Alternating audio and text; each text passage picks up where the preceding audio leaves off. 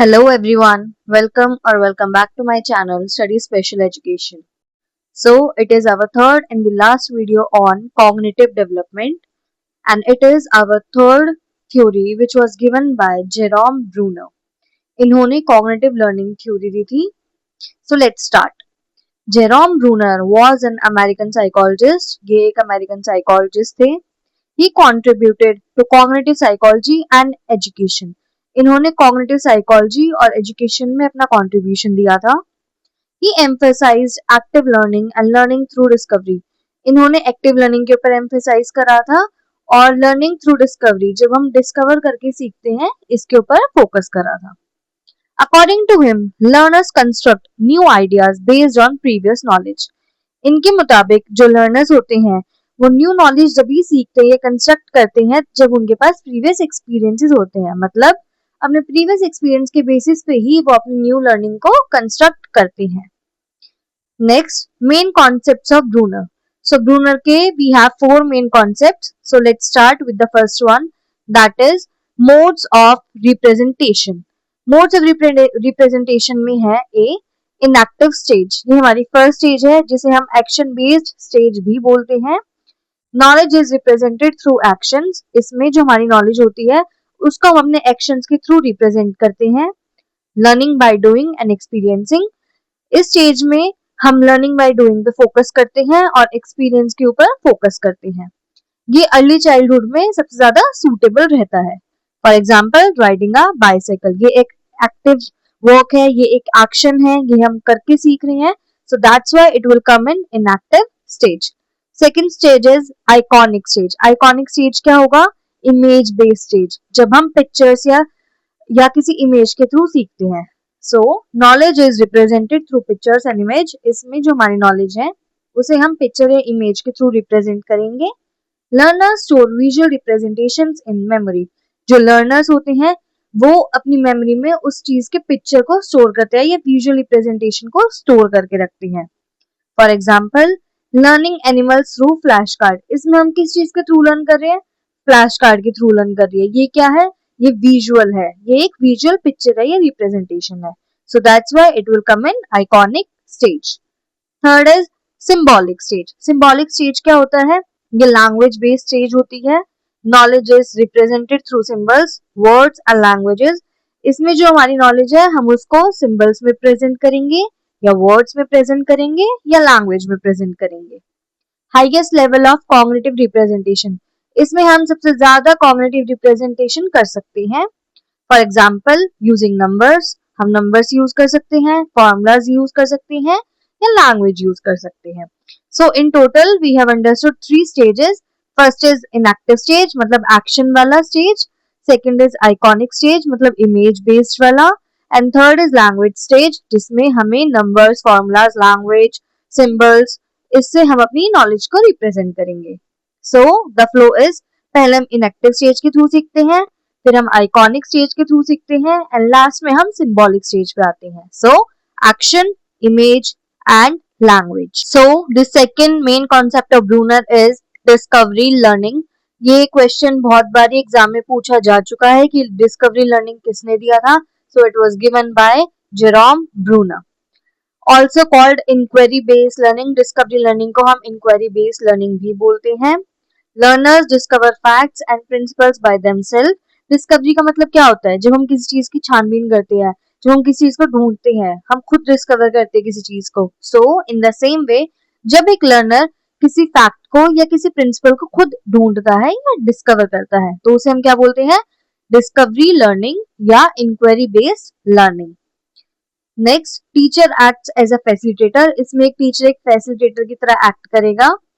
Promotes critical thinking, problem solving, creativity and curiosity. इसमें बच्चे का क्या क्या इंक्रीज होगा? Critical thinking, problem solving, creativity and curiosity. Discovery learning का प्रोसेस क्या होता है? हमें कोई प्रॉब्लम मिला, हमने उसको एक्सप्लोर करा, हमने उस पर डिस्कवर करा, उसकी खोज करी, छानबीन करी एंड लास्ट में हमने जब उसकी छानबीन कर ली तो हमने उस चीज को अंडरस्टैंड करा. सो it is the process of discovery learning. Discovery learning किसने दी है? जेरोम ब्रूनर ने दी है. इसका सेकंड नेम क्या है? Inquiry based learning. Third important concept is spiral curriculum. Spiral curriculum भी ब्रूनर ने दिया था। Same concept is taught repeatedly at increasing level of difficulty. जब हम सेम कॉन्सेप्ट को बार बार पढ़ाते हैं पर हर बारी हम उसके डिफिकल्टी लेवल को इंक्रीज कर देते हैं, उसे हम स्पाइरल करिकुलम बोलते हैं। New learning is linked with previous knowledge. इसमें जो हमारी पुरानी नॉलेज है हम उसमें न्यू नॉलेज को लिंक करते हैं। Revision and reinforcement improves mastery. जब हम किसी सेम चीज की रिवीजन करेंगे और रीइंफोर्समेंट करेंगे, इससे क्या होगा, हम उस चीज में मास्टरी कर सकते हैं, उस चीज को बहुत अच्छे से सीख सकते हैं। फॉर एग्जाम्पल, पहले हमने एडिशन सीखा, फिर हमने मल्टीप्लीकेशन सीखा, then we move on to algebra. Algebra में भी एडिशन होगा, एलजेब्रा में भी मल्टीप्लीकेशन होगा। क्लियर? तो जब पहले हमने एक कॉन्सेप्ट सीखा, फिर हमने उसी कॉन्सेप्ट में एक नई चीज को ऐड करा, फिर हमने उस नई चीज में एक और न्यू चीज को ऐड करा। So this is called spiral curriculum. जब हम सेम चीज को सीखते हैं पर हर बारी हम उसका डिफिकल्टी लेवल बढ़ा देते हैं, उसमें कुछ न्यू ऐड कर देते हैं। इसका की आइडिया क्या है? सिंपल कॉन्सेप्ट, उसके बाद repeated learning and then advanced understanding.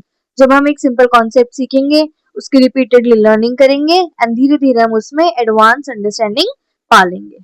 So it was our spiral curriculum. So now let's move on to our fourth and the last main topic, that is concept attainment model, जिसे हम CAM बोलते हैं। ये भी Brunner की theory पे ही based है। Help students form concepts through example and non example. इसका मतलब ये है कि इस मॉडल में बच्चा कॉन्सेप्ट को सीखता है एग्जाम्पल्स के थ्रू या नॉन एग्जाम्पल्स के through. So learners identify common characteristics and classify objects. इसमें लर्नर किसी चीज की कॉमन कैरेक्टरिस्टिक्स ढूंढता है एंड उसी की बेसिस पे ऑब्जेक्ट्स को क्लासिफाई करता है या डिफरेंशिएट करता है।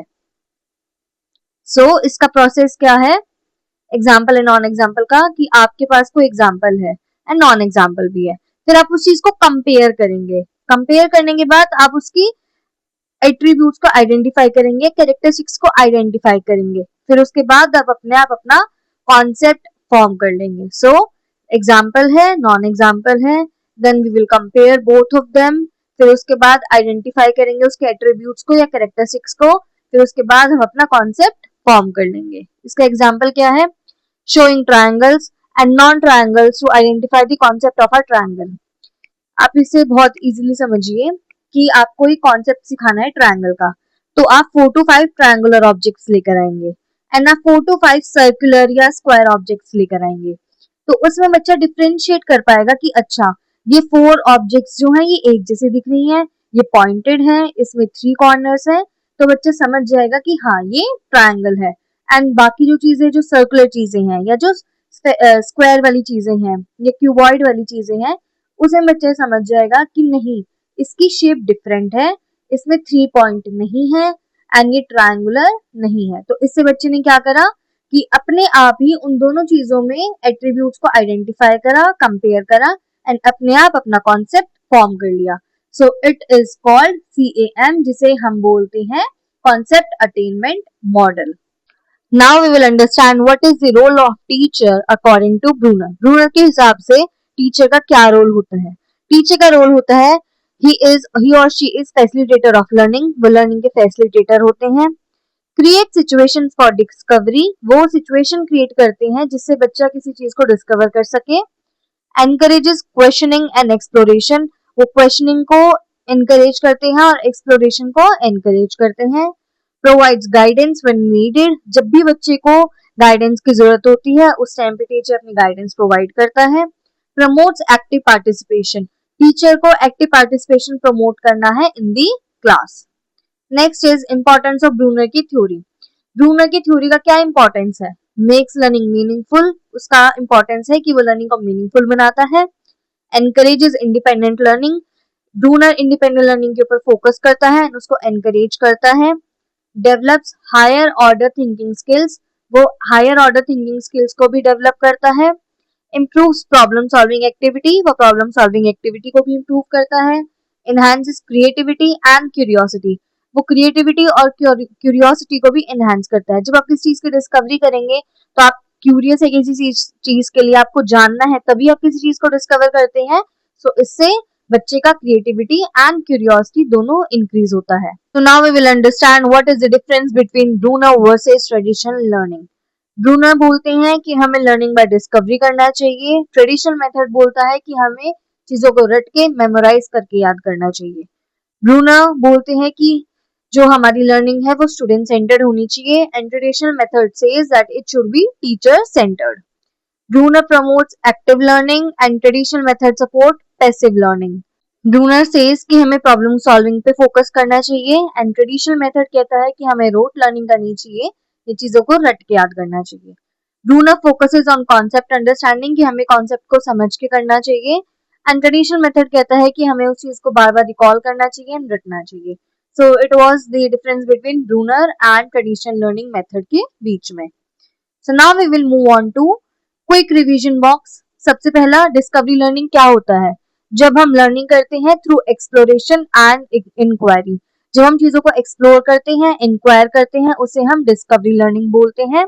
स्पाइरल करिकुलम क्या होता है? जब हम सेम टॉपिक को बार बार रिपीट करते हैं पर हर बारी हम उसका जो लेवल है उसे इंक्रीज कर देते हैं। Third is concept attainment model. इसका मतलब ये होता है कि हमें कॉन्सेप्ट को लर्न करना चाहिए एग्जाम्पल्स और नॉन एग्जाम्पल्स के थ्रू। इनएक्टिव स्टेज क्या होती है? एक्शन वाला स्टेज। आइकॉनिक स्टेज मतलब इमेज वाला स्टेज। सिंबॉलिक स्टेज मतलब language stage. These are the important read plus B pointers या एमसीक्यू जो आपको हेल्प करेंगे। First is who propose discovery learning. किसने प्रपोज करा था?